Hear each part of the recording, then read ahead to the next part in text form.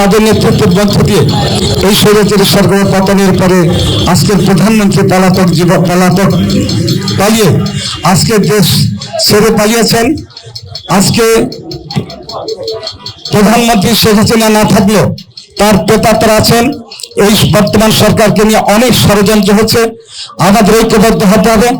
আমাদের ভারপ্রাপ্ত চেয়ারম্যান তারেক রহমান বলেছেন যে এই সরকারকে সমস্ত রকম সাহায্য সহযোগিতা আমরা করতে চাই। এই সরকারকে কোনোভাবেই যেন সরকার আমাদের মাঝ থেকে কোনোভাবেই যেন আমরা তাকে তার অর্থাৎ অমঙ্গল অথবা এই সরকারের কোন রকম পতন বা কোন রকম না হতে পারে, কারণ এই সরকার ক্ষতিগ্রস্ত হলেই গণতন্ত্র ক্ষতিগ্রস্ত হবে।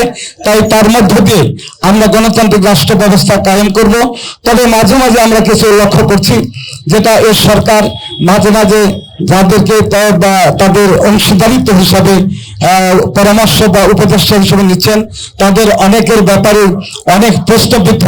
আমরা সরকারকে বলবো আর প্রশ্নবিদ্ধের মধ্যে না যে কাজটার জন্য আপনাদেরকে দায়িত্ব দেওয়া হয়েছে, যে নির্বাচনের জন্য এদেশের মানুষ হাজার হাজার মানুষ মৃত্যু হয়েছে, গুম হয়েছে, খুন হয়েছে, তাদের প্রতি শ্রদ্ধা রেখে আর এই পরামর্শক অথবা উপদেষ্টা বৃদ্ধি চিন্তা না করে গণতন্ত্রের কথা ভাবুন। গণতন্ত্রের পথে হেঁটে দ্রুত নির্বাচন দিয়ে এদেশে একটি সত্যিকারী গণতান্ত্রিক রাষ্ট্র ব্যবস্থা কায়েম করুন।